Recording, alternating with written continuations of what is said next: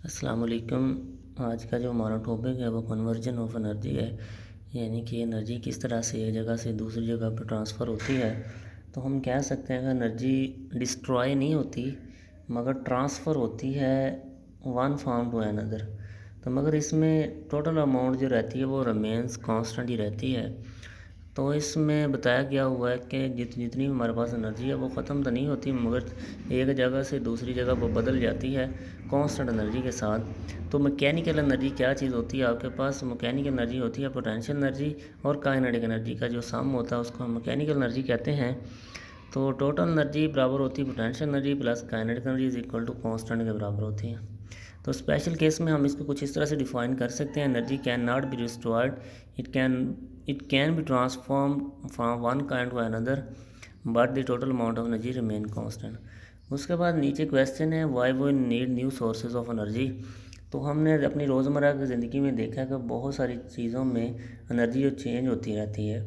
At last कोई ऐसा stage आता है कि जो एनर्जी का ट्रांसफ़र होता है वो हीट की फॉर्म में इन्वायरमेंट को दिया जा सकता है। इन्वार तो जो वाली जो एनर्जी जो हम इन्वायरमेंट को दे देते हैं, हीट जो जाती है, हरारत जो होती है वो यूज़लेस हो जाती है। तो हमें यूज़फुल एनर्जी जो हमारे पास होती है वो कम हो जाती है थ्रो दी एनर्जीज कंजर्व, यानी कि एनर्जी के कम होने की वजह से। दैट्स वाई हमें न्यू सोर्सेज हमें लगाना पड़ेंगे कि हम नई एनर्जी के सोर्सेज पैदा कर सकें। उसके बाद नॉन कन्वेंशनल एनर्जी सोर्स होंगे। नॉन कन्वेंशनल यानी गैर विरासती जो आजकल इस्तेमाल नहीं होते। तो बहुत सारे ऐसे हैं हमारे पास। There are these are the energy sources not very common this day, however it is expected that these sources will contribute specially in world. तो एनर्जी फ्रॉम टाइड्स है। एनर्जी फ्रॉम टाइड से मुराद होती है यानी कि बड़ी बड़ी लहरों से जो एनर्जी पैदा होती है उसको हम एनर्जी फ्रॉम टाइड्स कहते हैं। तो gravitational force of moon produce tides in the sea, यानी कि जो मून की जो ग्रेविटेशनल फोर्स है वो पैदा करती है समंदर में बड़ी बड़ी लहरें। The tide raise the water in sea regularly twice a day. एक दिन में 2 दफ़ा समंदर में ये बड़ी बड़ी लहरें पैदा होती हैं। तो इसको कुछ एक्सप्लेन कर सकते हैं हम। कहता है इस इनको एनर्जी पैदा करने के लिए हमें बड़े डैम की ज़रूरत होती है। बड़े डैम को एक दफ़ा यकदम से पानी छोड़ेंगे तो क्या होगा कि वो बहुत बड़ी लहरें बनेंगी जिनका कंट्रोल करना मुश्किल हो जाता है। तो क्या करते हैं कि थोड़ा थोड़ा पानी छोड़ के लहरें पैदा करवाते रहते हैं, जिससे क्या होता है एनर्जी पैदा होती रहती है, टरबाइन चलती रहती है, एनर्जी या बिजली जो इलेक्ट्रिसिटी पैदा होती रहती है। इस तरह से जब डैम दोबारा उसको रिफिल करके दोबारा से इसी तरह से टरबाइन को चलाते रहते हैं। Water at high tides can be trapped in basin by constructing dam, यानी कि डैम बनाने से। Dam is filled at high tides, यानी कि भरा जाता है जब तक उसमें ज़्यादा से ज़्यादा high tide. Then water is release in a control way at low tide to drive the turbine, मतलब उतना पानी उसमें छोड़ा जाता है जितना उस टरबाइन को चलाने के लिए काफ़ी हो। The dam is field for next high dam and for water drive turbine. तो एनर्जी फ्राम वेव्स है, वेव्स के यानी कि हवा की वजह से पैदा होने वाली एनर्जी जो है, बिजली जो है, तो वो वाली एनर्जी जो बड़ी बड़ी हवा लहरों से और अंधेरियों से पैदा होती है समंदर की सतह में। तो these wave produce strong water wave, जब पैदा करती हैं ज़्यादा स्ट्रॉन्ग मजबूत water waves. The energy of waves can generate electricity, और जिसकी वजह से एनर्जी जो पैदा होती है। उसके बाद कहता है professor Salter is known as Salter duck. It consist of 2 parts, duck float and balance float. इसके 2 पार्ट हैं और जो शॉर्ट क्वेश्चन भी है right down the part of Salter act के आपने पार्ट्स लिखने हैं। तो the wave energy produce the movement of duck float relative to the balance float.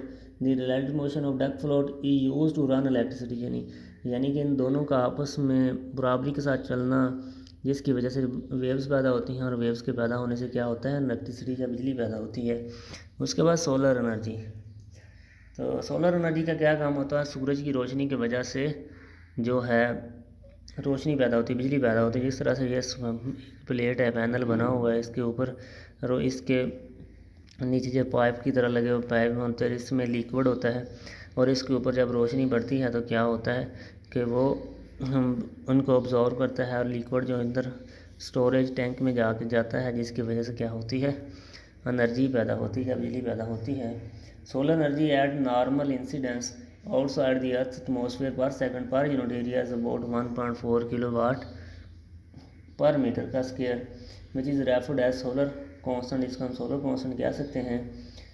तो कहता है जो scattering and absorption by dust particle water vapours and other gases on a clear day at noon, दोपहर के वक्त the solar energy at the surface of the 1 kilowatt per metre का square. तो ज़्यादा से ज़्यादा एनर्जी हम किस तरह 70 डिग्री टेम्परेचर के ऊपर हम हासिल कर सकते हैं। एट हायर टेम्परेचर वो यूज द रिफ्लेक्टर और लेंस ऑफ लार्जर साइज। उसके बाद दूसरा सोर्स है वो जो हमारे पास है फोटोवोल्टिक सेल है। तो फोटोवोल्टिक सेल यानी कि लाइट की वजह से इलेक्ट्रिसिटी का पैदा होना। Sunlight can be converted into electrical energy, जो सूरज की रोशनी है हम उसको इलेक्ट्रिकल एनर्जी में कन्वर्ट कर सकते हैं by photovoltaic cell. They are made up of silicon, silicon से बना होता है। Electron in the silicon gain energy from sunlight, silicon में मौजूद इलेक्ट्रॉन एनर्जी सूरज की रोशनी से हासिल करते हैं टू क्रिएट वोल्टेज, वोल्टेज बनाते हैं। Solar panel and expensive but of long life time and have low running cost, और इसका चलने की जो कॉस्ट है बहुत समाल है, कम है। For cloudy days or night electricity, electric energy can be store during the sunlight in nickel cadmium battery, यानी कि क्लाउडी डेज के लिए जो सूरज की रोशनी है उससे पैदा होने वाली बिजली क्या निकल कैडमियम की बैटरी में वो जमा स्टोर कर सकते हैं हम। They are use to power satellite, power satellite को चलाने के लिए इस्तेमाल। They are also use in remote ground based weather station and rain forest communication also in solar calculator में भी ये इस्तेमाल हो रहे होते हैं। वस्सलाम।